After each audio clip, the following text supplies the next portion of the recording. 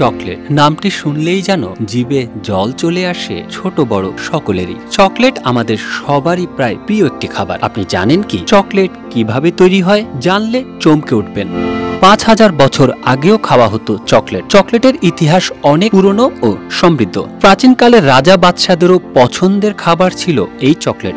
অনেকেরই ধারণা চকলেট তৈরি হয় কেমিক্যাল জাতীয় কোনো কিছু থেকে, কিন্তু এই ধারণা সম্পূর্ণ ভুল। চকলেট মূলত তৈরি হয় একটি গাছের বীজ থেকে। কি অবাক হলেন? এটি সত্য। কিছু চকলেট আমাদের শরীরের জন্য অনেক উপকারী, এর অনেক গুণও রয়েছে। চকলেট মূলত 3 ধরনের হয়ে থাকে: ডার্ক মিল্ক ও হোয়াইট বা সাদা চকলেট। ডার্ক চকলেট নিয়মিত খেলে হৃদরোগের ঝুঁকি কমে, কোলেস্টেরল নিয়ন্ত্রণে রাখে এই চকলেট, আর মানসিক অবসাদ থেকেও দেবে আপনাকে মুক্তি। চকলেট তৈরি করা হয় থ্রিওবোমা ক্যাকাও নামের একটি চকলেট গাছের বীজ থেকে। এই গাছে প্রথমে ফুল ফোটে, এগুলোকে অপরিপক্ক অবস্থায় পট বলা হয়। পটগুলো পাকতে 5 থেকে 6 মাস পর্যন্ত সময় লেগে যায়। ফলগুলো পেকে গেলে হলুদ রং থেকে কমলা রঙে রূপান্তরিত হয়। এর পরের ধাপে ফল থেকে বীজগুলোকে আলাদা করা হয়। প্রতিটি ফলে 20 থেকে 60টি পর্যন্ত বীজ থাকে। এই বীজের চারপাশে সাদা রঙের একটি রসালো আবরণ থাকে, যা টক মিষ্টি স্বাদের হয়। এই ফলের আবরণ সাদা হলেও এর ভেতরের অংশ কালচে বাদামি রঙের আর স্বাদও তেতো।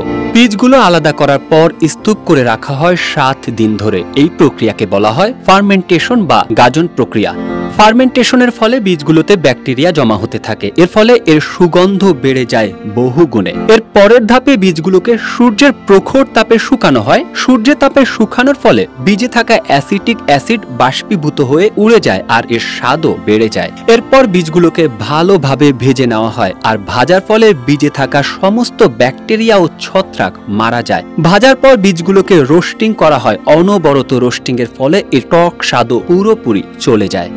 এরপর বীজগুলো থেকে খোসা ছাড়ানো হয়। খোসা ছাড়ানোর পর হালকা বাতাসের সাহায্যে ধুলোবালি ঝেড়ে ফেলা হয় বীজ থেকে। পরিষ্কার বীজগুলো পাথরের তৈরি ক্যাকাও ক্র্যাশার দিয়ে গুঁড়ো করে নেওয়া হয়, আর এই বীজ গুঁড়োর সাথে মেশানো হয় চিনি ও কোকো। এর ফলে চকলেট সিল্কের মতো মসৃণ হয়। এভাবেই তৈরি করা হয় আমাদের সকলের প্রিয় চকলেট।